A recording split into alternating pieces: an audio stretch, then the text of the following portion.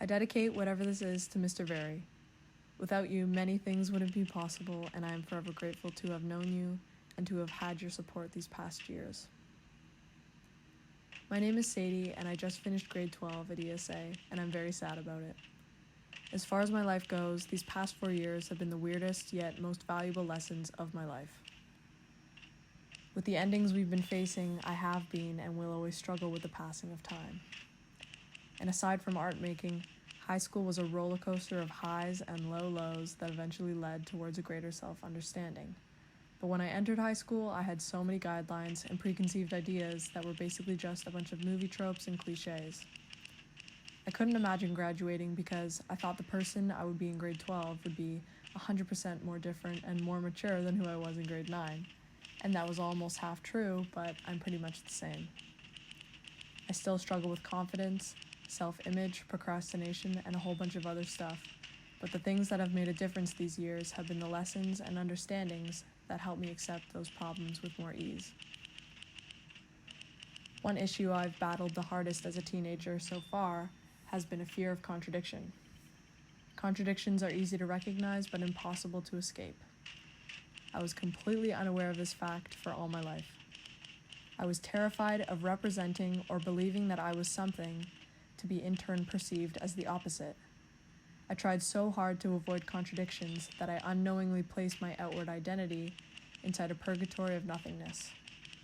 I wanted so badly for someone to understand me while I was actively hiding half of myself away. Obviously, it took a while to get over this fear, and I'm still not over it. I'm scared just to be making this, and to think someone is listening to me gives me a lot of anxiety. But the difference between then and now, though, is quite a lot.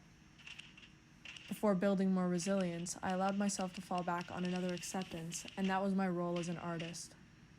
I never allowed anyone or myself to make me believe that I wasn't an artist. It didn't matter if I was good or not, all that mattered was that I liked to make art and that wasn't going to stop. Knowing that that aspect of me wasn't going to change allowed me to embrace a different form of self-acceptance. It allowed me to feel comfortable with myself because even if I didn't know who I was, then at least I could start from somewhere. The times when I didn't know how to participate or speak gave me opportunities to fall back on art making, and I caught myself with these same coping mechanisms for a long time. These 4 years, I've learned the most successful art is ambiguous yet specific, and I've learned to recognize and appreciate that quality in media and the people I love. The subject of my art has always revolved around tender moments in the passage of time, and I've been using my art as a physical tribute to happy memories, and my photography has acted as a personal highlight reel of the people I love and the memories I cherish. I started this painting in October and completed it in January. It shows my 3 best friends that I've had throughout high school, and they're collapsed over each other laughing, lying as close as they can get to each other. Many things about the painting were so opposite to the way that life was now, and that's what I loved about it. The photo was taken on the second last day of 2019, and in that moment we were obviously oblivious to the year that was ahead of us.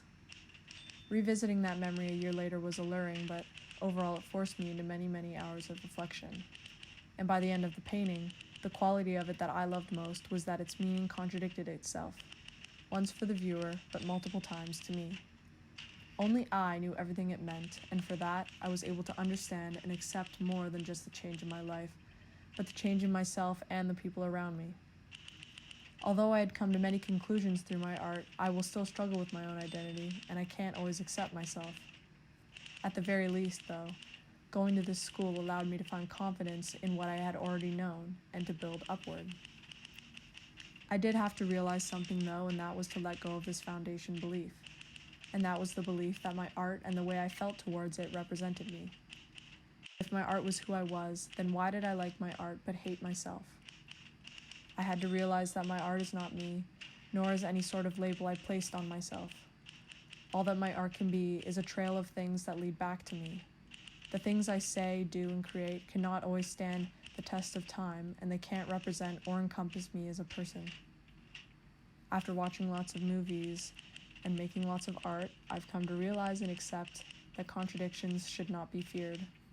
Contradictions are not negative or positive, they're just human. In fact, they're proof of real character. The meaning and presentation of my artwork contradicts so many things I've felt this whole year. The version of myself that created that art is not present today and probably won't come back. And contradictions within myself and who I thought I was have proved to me that no one can be encompassed over one idea or even multiple meanings.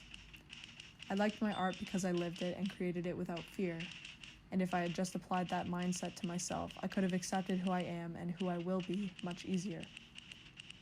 I'm sure that learning to accept myself will still continue all my life, and hopefully it can only get easier than now. It's funny because I wrote this a few weeks ago and read it aloud to my class, but reading it today, I hated it so much I almost didn't make it. If anything, it just keeps proving to me that I have to make the things I want to and move on, because I'll probably hate them a lot next week or even tomorrow. Contradictions make things real. Ambiguous is the most beautiful thing a person can be. Thanks.